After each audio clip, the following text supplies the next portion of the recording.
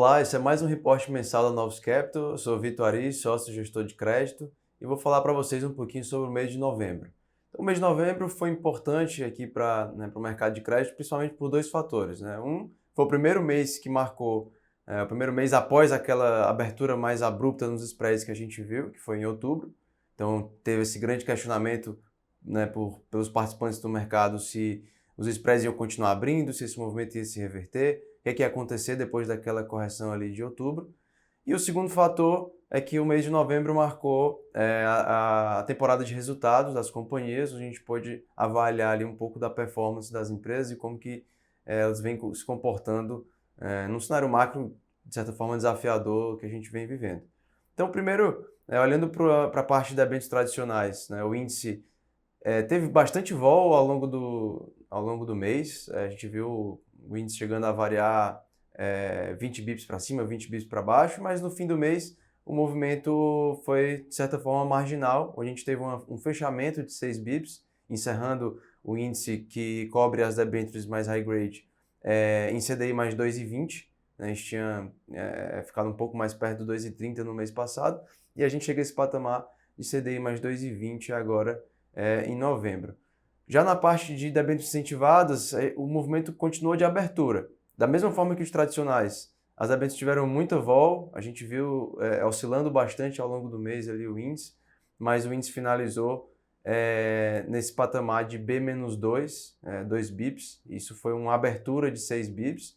Então continuou o movimento de abertura que a gente viu em outubro, obviamente bem mais brando, né? Longe dos 40 bips que a gente viu abrindo lá em outubro. Então a gente chega nessa zona de consolidação que tem negociado ali em torno de B-5, B-2, B0, o índice de debêntures incentivadas, dado que quando a gente olha para o fluxo para a indústria, que tem sido a mola que tem movimentado ali os spreads, a gente vê que depois dessa correção de outubro tem acontecido resgates ali nos fundos, mas ainda de forma marginal. Não teve um grande fluxo de corrida, de saída que pudesse provocar com que esses spreads continuassem abrindo na mesma magnitude que a gente viu em outubro, mais 40, mais 50 bips, mas como teve essa saída marginal e não teve mais um fluxo de entrada, a gente vê que o índice continua abrindo, chegando nesse patamar ali de B-2. Na parte primária, o mercado seguiu forte, né? A gente viu que a gente teve 25 bilhões de emissões de debêntures tradicionais, mais 21 bilhões de debêntures incentivadas, mas na nossa visão aqui na Novos é que essas emissões continuam sem muita atratividade, tanto que do nosso lado aqui a gente não entrou em emissões primárias, né, ao longo do mês de novembro.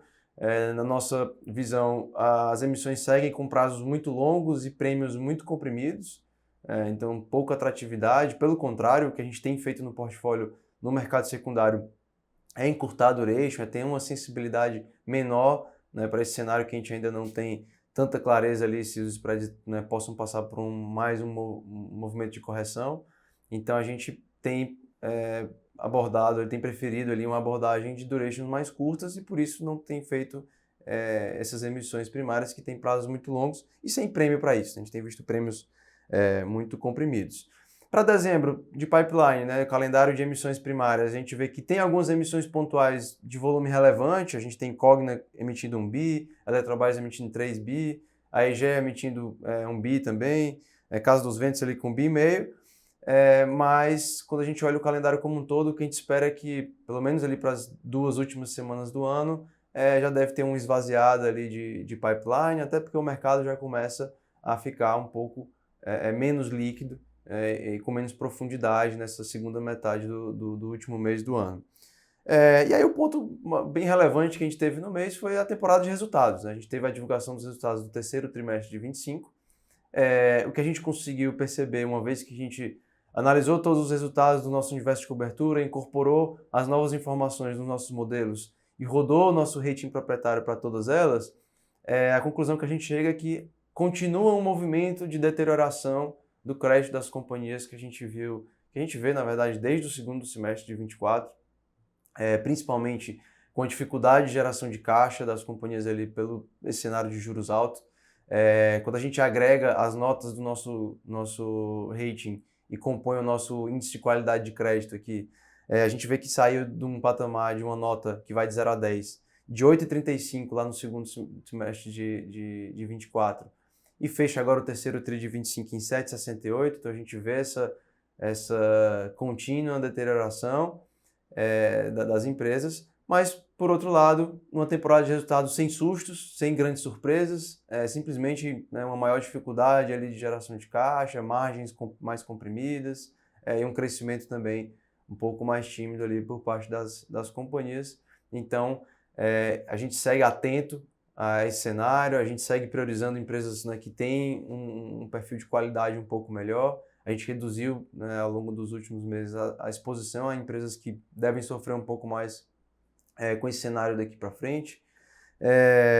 E aí, nesse cenário de ficar um pouco mais cauteloso e um pouco mais defensivo, o que a gente mais tem prestado atenção é esse descasamento que a gente viu ao longo do ano sobre esses fundamentos que vêm deteriorando, mesmo que marginalmente ao longo do ano, versus os preços, versus quando a gente olha para os spreads, né? Então a gente viu que o técnico pressionou os spreads para baixo, comprimiu os spreads, quando na verdade, se fosse conversar com os fundamentos, deveriam estar exigindo um pouco mais de prêmio. Então a gente vê o mercado exigindo menos prêmio para empresas que têm uma qualidade um pouco pior.